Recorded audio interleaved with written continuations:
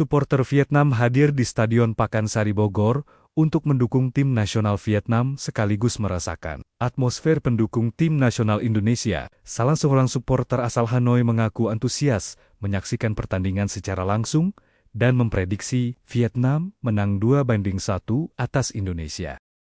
Pemirsa, upaya penyelundupan narkotika melalui jalur penerbangan internasional digagalkan petugas gabungan Bea Cukai Soekarno-Hatta dan Barreskrim Polri. Pelaku merupakan seorang pilot maskapai asing diduga memanfaatkan fasilitas khusus kru penerbangan untuk membawa puluhan ribu butir ekstasi.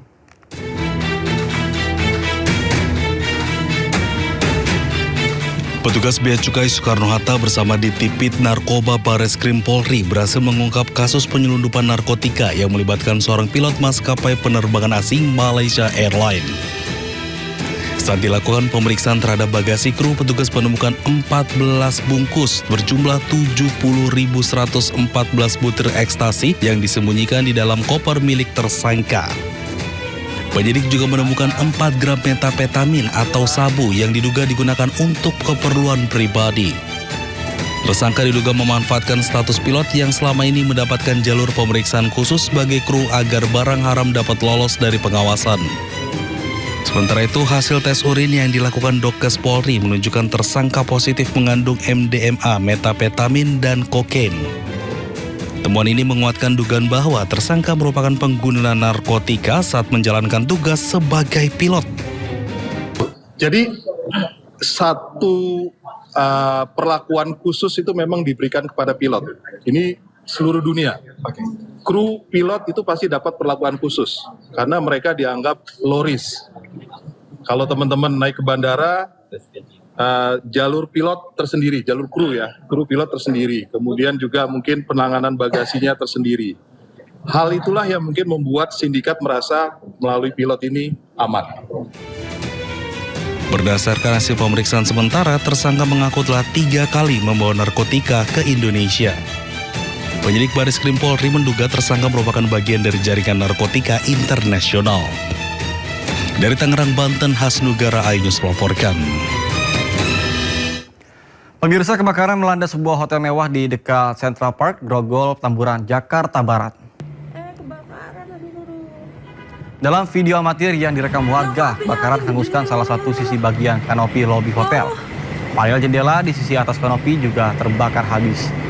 Menurut warga sekitar, kobaran api terjadi sekitar pukul 8 kurang. Api pertama muncul dari area panel jendela dan percikannya mengenai kanopi. Kebakaran kini sudah padam setelah mobil dinas penanggulangan kebakaran dan juga penyelamatan atau Gulkramat DKI Jakarta dikerahkan ke lokasi. Sementara penyebab kebakaran masih diselidiki.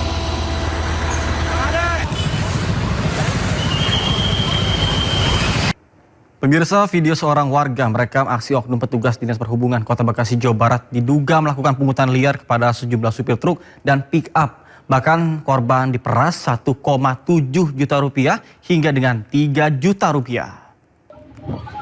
Pulangin duitnya semua. 1.700.000 semua. Kamu jangan keluar dulu. Saya temannya Pak Dizik, Pak Teguh, Pak Zeno Baktiar.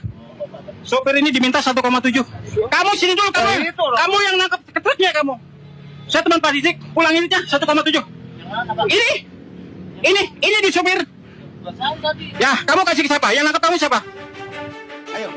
Dari rekaman video amatir yang direkam warga, sejumlah sopir truk dan mobil bak menjadi korban dugaan pemerasan dan pungutan liar oleh sejumlah oknum petugas Dinas Perhubungan Kota Bekasi di pos Dinas Perhubungan Poncol di Jalan M. Hasibuan, Bekasi Timur. Sejumlah sopir dipaksa ke gerai ATM untuk mengambil uang sebesar Rp1.700.000 hingga Rp3 juta.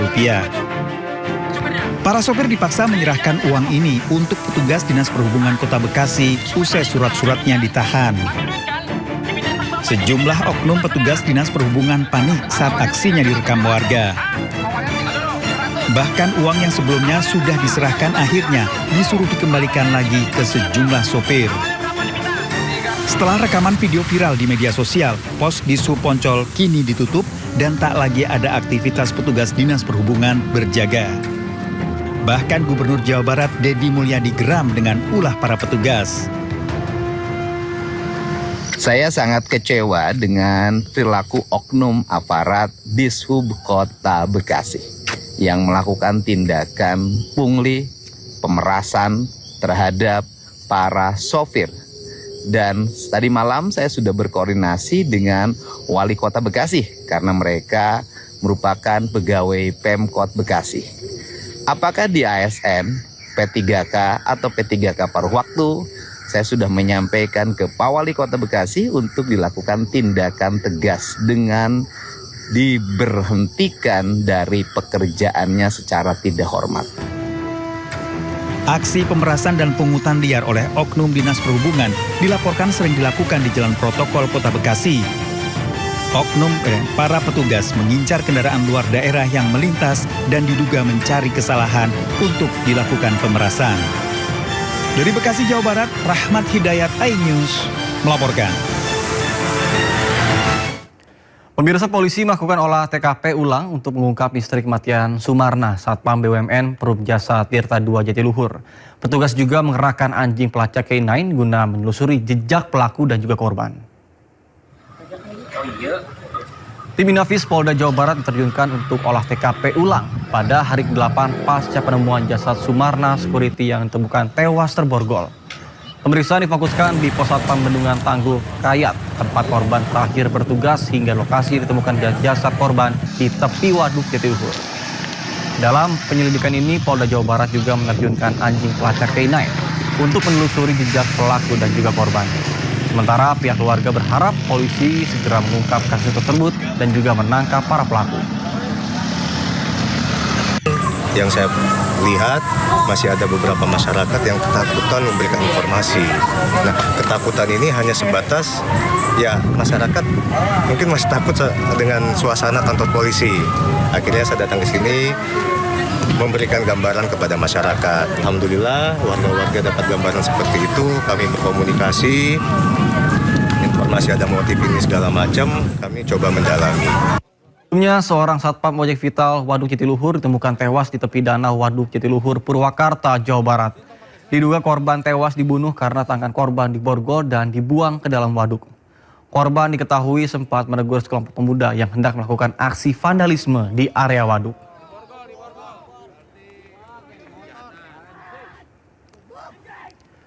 Pemirsa, massa yang tergabung dari kelompok pesilat menggeruduk markas debt collector di Surabaya, Jawa Timur. Aksi itu merupakan buntut dari kasus penganiayaan oknum debt collector terhadap 2 orang di kawasan Tegalsari, Surabaya.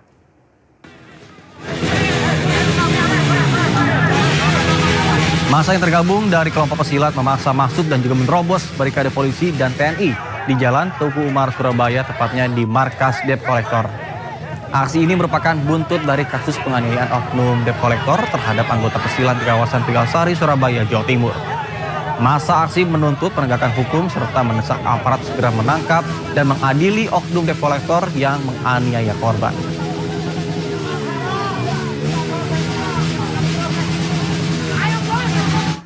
Sebelumnya, aksi pembacokan petugas parkir valet di kafe di Surabaya berujung bentrokan antar kelompok pesilat dan juga debt collector.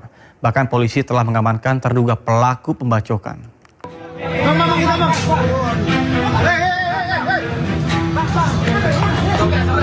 Bentrokan antara kelompok pesilat dan debt collector pecah di kawasan Jalan Teku Umar hingga Jalan Kartini, Surabaya.